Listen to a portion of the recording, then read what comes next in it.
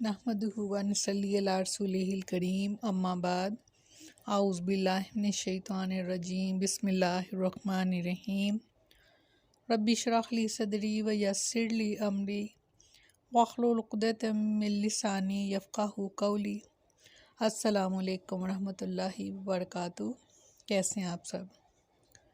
इंशाअल्लाह खैर आफियत से होंगे। अल्लाह ताला आप सबको अपने हिफ्ज़-ओ-मान में रखे, आमीन सुम्मा आमीन। दूसरा पारा सूरह बकरा, लफ्ज़ी तर्जुमा। ला जुनाहा, नहीं कोई गुनाह, अलैकुम तुम पर, इन अगर तल्लक़्तुमुन्निसा, अगर तुम तलाक दो औरतों को, मा लम नहीं तमस्सुहुन्ना, नहीं छुआ तुमने उनको, औ या तफरीज़ू, या नहीं मुकर्रर किया लहुन्ना उनके लिए फ़रीज़तन महर, व मत्तिउहुन्ना, तो दो उनको कुछ सामान, अला मूसी, वसत वाले के लिए कदरहू, उसकी कुदरत के मुताबिक, व अलल मुक़तरी, और तंगी वाले को कदरहू, अपनी कुदरत के मुताबिक, मताउन, सामान देना, बिलमारूफ़ी, अच्छे तरीके से, हक़्क़न हक़ है, अलल मुहसिनीन, नेकूकारों के लिए। फरमाया तुम पर कोई गुनाह नहीं कि अगर तुम औरतों को तलाक दे दो जब तक तो तुमने इन्हें ना छुआ हो या इनके लिए कोई महर मुकर्रर ना किया हो, और इन्हें सामान दो वुसअत वाले पर इसकी ताकत के मुताबिक और तंगी वाले पर इसकी ताकत के मुताबिक है। सामान मारूफ तरीके के मुताबिक देना है, नेकी करने वालों पर यह हक है। इस आयत में अल्लाह ताला ने ऐसी औरत को तलाक देने का मसला बयान किया कि जिसकी अभी रुखसती नहीं हुई और ना ही इसका महर मुकर्रर किया हो। ऐसी औरत को शोहर अपने हस्बे हाल कुछ माल या कोई हदिया दे देगा। यानी अगर कोई मालदार है तो अपने हैसियत के मुताबिक, और अगर किसी के पास कम माल है तो अपनी हैसियत के मुताबिक। औरत और उसके इसलिए कि वो औरत यानी जिसको तलाक दी गई है और उसके घर वालों की दिलजोई करना है, ताकि तलाक की वजह से इन्हें जो तकलीफ़ हुई है इसका कुछ मुदावा हो सके। सूरह बकरा में ही में फरमाया, और इन औरतों के लिए जिन्हें तलाक दी गई है कुछ ना कुछ सामान देना मारूफ तरीके से लाजिम है, परहेज़गारों पर हक है।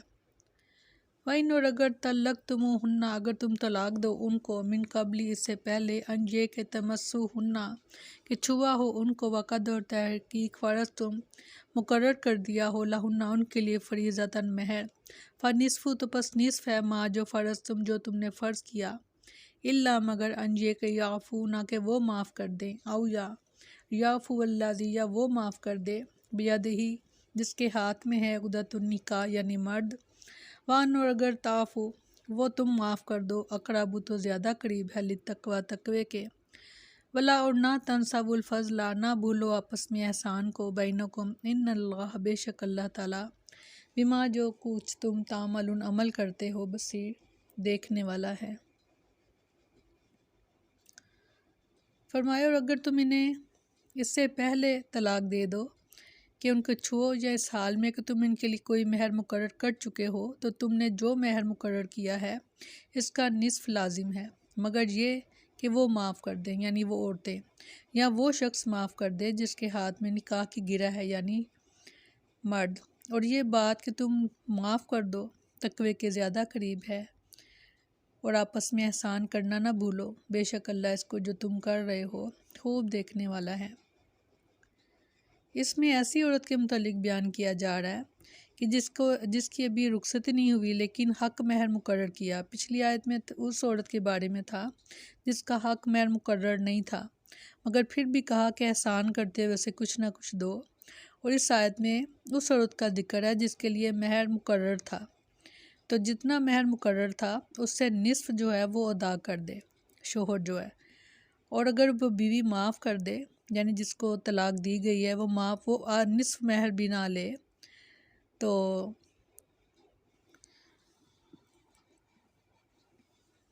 अच्छी बात है, नहीं तो वो मर्द यानी कि निस्फ़ ना दे, पूरा ही महर अदा कर दे, तो ये तक़वे के ज़्यादा करीब है।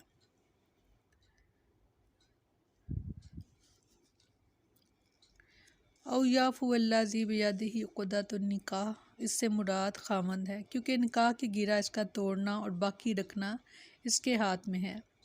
یہ نصف حق مہر معاف کر دے، یعنی ادا شدہ مہر میں سے نصف مہر واپس لینے کی بجائے اپنا یہ حق نصف مہر معاف کر دے اور پورے کا پورا مہر عورت کو دے دے۔ بعض نے آیت کے اس جملے سے عورت کا ولی مراد لیا ہے، لیکن یہ صحیح نہیں۔ ایک تو عورت کے ولی کے ہاتھ میں عقدۃ النکاح نہیں ہے، دوسرے مہر عورت کا حق اور اس کا مال ہے، اسے معاف کرنے کا حق بھی ولی کو نہیں۔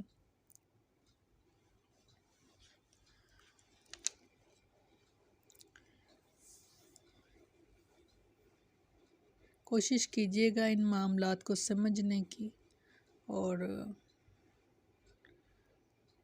تاکہ ہم دین کو اچھی طریقے سے جان سکیں۔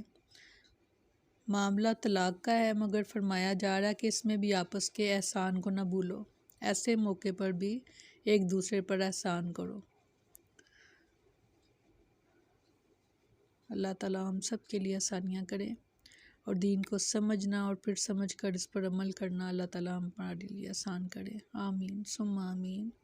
سبحانک اللہم و بحمدک نشہد ان لا الہ الا انت نستغفرک و نتوب الیک۔ سبحان ربک رب العزت عما یصفون وسلام علی المرسلین والحمد للہ رب العالمین۔ السلام علیکم ورحمۃ اللہ وبرکاتہ۔